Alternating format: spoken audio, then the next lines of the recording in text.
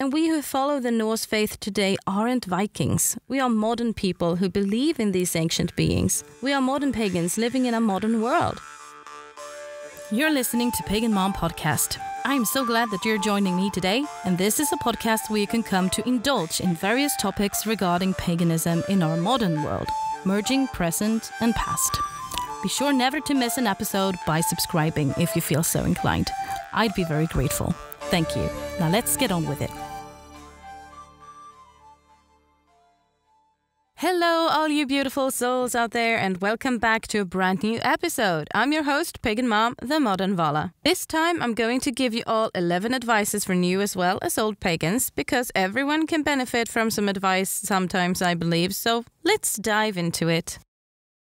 The first advice I'm going to give you all is to spend time in nature. And that is a very simple advice, but I can't tell you enough how much this does for your body, mind and soul. Not only is it good health-wise, physically and mentally, but you also get a closer and clearer connection to not only the gods and goddesses, but to all of the other entities out there in nature too. Not to forget the earth itself. I myself love going to the forest and being near the water, so find a place or go hiking every once in a while. Connect to nature. It's so important for us all, pagan or not, to remember that we are all part of nature. We're not separate. And that connection and understanding of that has unfortunately been fading for us generation by generation. And that really saddens me. So it's definitely time now that we reconnect to nature once more and grow. And when being outside, turn off your phone. I can't describe how freeing that feeling is. If you're out in nature, make it you time.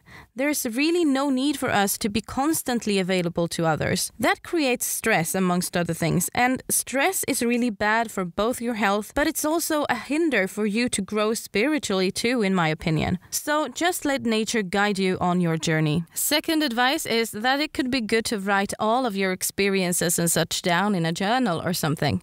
Because it's really good to have, so you can go back and read up on everything in case you'd forget things. Because trust me, you will forget things. And as you go on your journey, you will learn a lot of things. So it's really good to write those things down for your own spiritual growth. Sometimes deities can show you or tell you certain things too. And it's important to write all of that down too. I can't tell you enough how important that is. I myself thought, nah, I'll remember it. And later on, it showed that I only remembered parts and bits of things. And that really made me annoyed. So I have become much better to write stuff down now. So to all of you newbies and oldies out there, don't make the same mistakes that I did.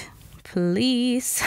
It doesn't need to be fancy books like you might have seen some YouTubers using. It can literally be just a little notebook. The third advice is don't rush and force it. You don't have to feel you need to rush into things when you're new to the path. Take your time to learn and grow. You don't have to work with runes right away or having a matron-patron deity. You don't need to know everything about all of the gods and goddesses, entities or whatever all at once. Let it come with time and experiences. Let it take that time. My journey as a pagan began in 2016 and I have experienced a lot, but I am still learning things every day. You will learn your whole life, really. You can never be fully knowledgeable, and this is what life is all about, in my opinion, to live, love, and learn. The fourth advice is don't take everything as a sign from the gods. If you had, let's say, an encounter with a deity, and that deity is associated with ravens or crows, not every crow or raven you see is sent as a sign. Sometimes a raven is just a raven, and maybe it flies around looking for food or whatever. It's about a context. And also, you will really feel if it's really a sign or not. Don't go around like, oh, there's a raven, it's Odin.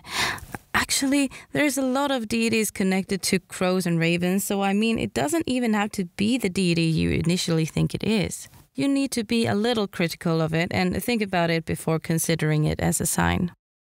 Advice number 5 is to create a sacred place. A sacred place can be anything you want it to be. It can be a little spot somewhere in a specific forest or in a special room in your home, by an altar or by a fire, a little place under a tree, by the sea perhaps. It can literally be anywhere you feel you are the most comfortable and relaxed. Because the more comfy you are, the easier it is to connect. Whether it is connecting to yourself or to deities or whatever. This sacred place you create is supposed to be somewhere you go every time you want to do spiritual stuff. Advice number 6 is to meditate. Practice meditation. It can be very hard in the beginning to find out how to do it, and maybe a little bit boring, but practice makes good. And many think that meditation only means to sit still in a cozy place, but it can be done in so many other ways. And it can be while taking a walk or taking a shower or bath, and it can even be on the treadmill at the gym. There really is no restrictions. Point is that you need to be able to clear your mind and relax. There's also certain tools that you can use to help you relax or to take you wherever you want to travel in your meditation or connect to a certain deity, and that's incense and or essential oils. And candles are good too, and I use all 3 because it's awesome. You just need to find whatever works for you. And it all depends on what purpose you have with the meditation as well. How often should you then meditate? And I would recommend at least once every day when you're new, just to learn. And it doesn't need to be for very long. Maybe begin with like 5 to 10 minutes and then gradually making it longer. There's no rules either for how long you should meditate. When I began to learn, I began meditating in the traditional way, which is sitting all still in lotus position with some candles and incense. And I started like doing 10 minutes, and eventually after doing that once a day for a week or so, time flew, and it could easily be like 1.5 hours the following week and from there on. And it took some time to get used to it, but the more I did it, the more I learned, and I learned how it's supposed to be and feel. And then I kind of just applied that knowledge and practiced it whenever I had the possibility. Like when I was taking walks or taking a shower. Now it just happens automatically whenever I do those things, and it becomes just a part of daily life. There's loads of work you can do in meditative states, so it's one of the essential things, in my opinion, that you should learn. And there's also different techniques that you could do while meditating, like the tree technique for grounding, which I'm going to put out for my patrons that are subscribed on the royalty tier on my Patreon, which is linked in the description box. So do consider to join the family if you like this pod and if you feel that you want to give some support. And in exchange, you'll get good and juicy stuff from time to time. Advice number 7 is that you don't need to choose a pagan path directly. If you have come to the conclusion that being pagan is the right path for you, but you don't know whether to follow the Norse, Celtic, Greek, Egyptian, and so on, you don't have to feel the pressure to do so. There's really no need to choose that in the beginning. It's something that finds you, and you will know in time which path is the right for you. And it doesn't even need to be just one. There's no rules that say that you cannot mix paths or follow several. It can, however, be a lot to learn if you do, though. And I myself follow primarily the Norse path, but I also have Celtic influences in some ways. Advice number 8 is experience first, then research. The best way to learn and grow when walking the pagan path is to experience things first, then do the research. I know that I have a different view on this than maybe others in the social media does. I have seen and heard, for example, certain YouTubers always promoting to read and study. And I mean, they're not wrong, but it's in the wrong order. Experience first, then read up and study. And I don't mean you have to experience everything there is before ever reading up. What I mean is if you have an encounter with, let's say, Thor, and he appears a certain way to you, or he gives you certain clues regarding him as a god, read up on him afterwards to confirm and so on. And after him, you might meet Tyr. Well, then read up on Tyr. You don't have to read up on all of the gods and goddesses first. You experience them first, then you read up little by little. So you combine like experience and studying. In my opinion, this is the best way because then you won't fantasize something up based off something that you have read, for example, in a book or something. And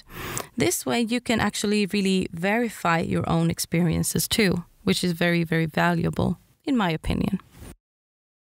The 9th advice is that Norse faith isn't just a Viking faith. In fact, the Norse deities predates the Vikings. They were, however, written about in the Viking Age by Snorri Sturlason in the Edda, but that doesn't mean that they didn't exist before, which I in fact know that they did. They are very, very old beings. but they're still present. And we who follow the Norse faith today aren't Vikings. We are modern people who believe in these ancient beings. We are modern pagans living in a modern world. We don't really need to do all of the things that the old Vikings did back in the days for the gods, and we don't have to go around wearing Viking garments and swords and scream "Skål" to everything and nothing. Because the Norse gods aren't limited to the Viking age, and it shouldn't dictate how we follow and practice the Norse pagan faith in today's world. Some pagans do wear clothing and jewelry that is Viking style to symbolize our faith, however, since the Norse deities were so prominent in the Viking age. But I'm gonna talk more about clothing and jewelry in a future episode. The 10th advice is don't fall for the misconceptions about the faith. And since I'm following the Norse pagan faith, I'm going to mainly talk about that specifically right now. And Norse faith is a different thing than what is portrayed in movies, TV series, or books. And especially Norse paganism has been so hyped due to the TV series Vikings, for example, which have made people wanting to explore the Norse faith because they think it's cool and such. And some come to this faith in the mindset of like, oh, I like Vikings, they're cool, so I'm gonna be pagan. And you can't really resonate like that. It's important to realize that there's differences, and it's not about going raiding and going to Valhalla and say "Skål" all the time. You have to be able to differentiate between fiction and the actual faith and path. Otherwise, things could go very, very wrong, and we don't want to spread around these media-induced misconceptions, do we? I'm actually gonna talk more about this in a future episode, I think, because there's just so much to say about this all. The last and 11th advice is don't create an altar for deities that you just like.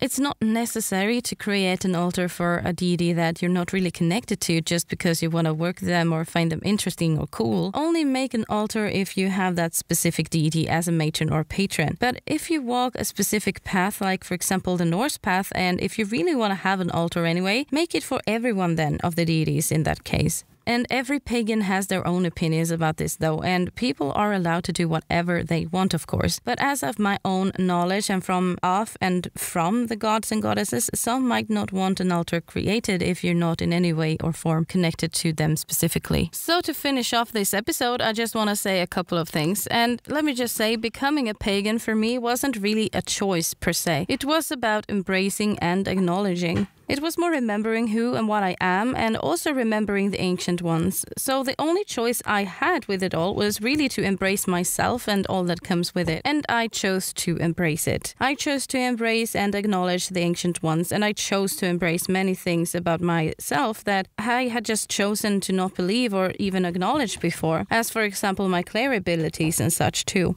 Embracing yourself fully and totally is one very important aspect to advance spiritually. At least that is what I believe. And by having this all said, my point is that becoming a pagan isn't as simple as to just making the choice to become pagan just because you think it's cool or whatever, like I've found so many to believe out there. And it is a calling. It really falls naturally for those who really are pagans at core. And now it is time for me to end this episode, so I want to thank you all for listening, and I hope that you have enjoyed it.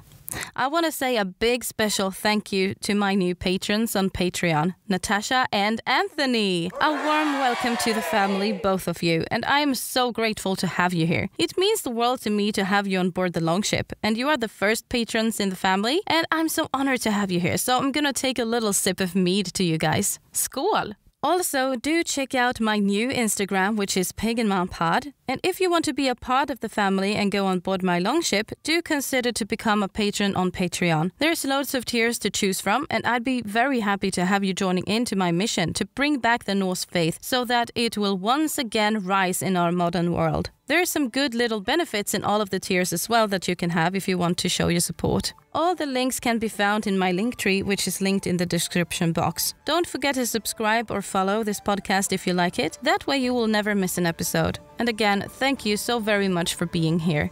Lots of love.